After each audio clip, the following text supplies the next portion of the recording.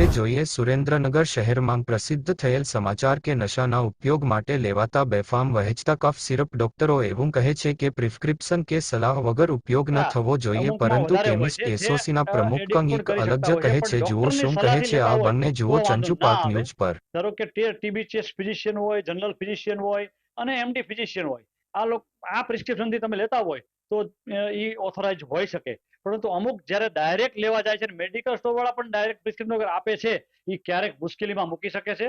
એટલે એ પણ મારી નમ્ર વિનંતી છે કે ન લેવું અને આપવું પણ. હા કેરુભાઈ, શું કહેશો તમે? અત્યારે દવા બજારમાં જે કફ સિરપનું જે દલાલીથી વેચાણ થાય છે એવા સમાચાર પ્રસિદ્ધ થયા છે અને કંઈક ફરિયાદો પણ કરવાની તજવીજ હાથ ધરાણી છે, એ બાબતે શું કહેવું તમારું? સુરેન્દ્રનગર જિલ્લામાં આ બાબતની મારા ધ્યાને પણ આવી વાત આવેલ છે. દવાની વાત કરીએ તો કોઈ પણ દવા હોય જરૂરિયાતથી વધારે માત્રામાં લેવામાં આવે તો એ નુકસાનકારક છે અને શરીરને હાનિકારક પણ છે. આવી દવાનું વેચાણ થતું એને નશીલી દવાનું વેચાણ ન કહી શકાય. અમારી પેઢીમાં ડ્રગ ડિપાર્ટમેન્ટ દ્વારા સમયાંતરે અવારનવાર આ બાબતનું ચેકિંગ કરવામાં આવે છે. સુરેન્દ્રનગરની મેઇન દવા બજારમાં 30થી 40 વર્ષ જૂની પેઢી પણ હાલ કાર્યરત છે અને મારા જાણવામાં આવ્યું છે ત્યાં સુધી આટલા વર્ષોમાં એક પણ વખત એવી પેઢીઓમાં કોઈ પણ આવી ગેરકાયદેસર પ્રવૃત્તિ પકડાયેલ નથી અને બધા લોકો એમને શાંતિથી વેપાર કરી રહ્યા છે.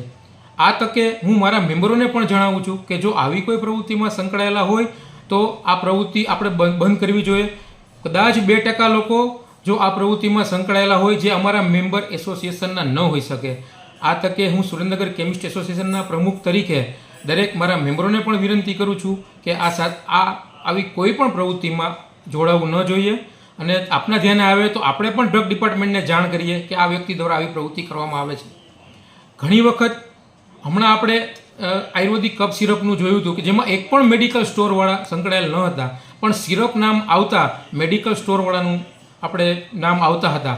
એવી જ રીતે આ કિસ્સામાં પણ કદાચ જિલ્લા બહારથી કોઈ વ્યક્તિ આવી દવા લાવીને અહીંયા વેપાર કરતો હોય એમાં અમારા એસોસિએશનનો કોઈ સભ્ય સંકળાયેલ કે સંડોવાયેલ નથી.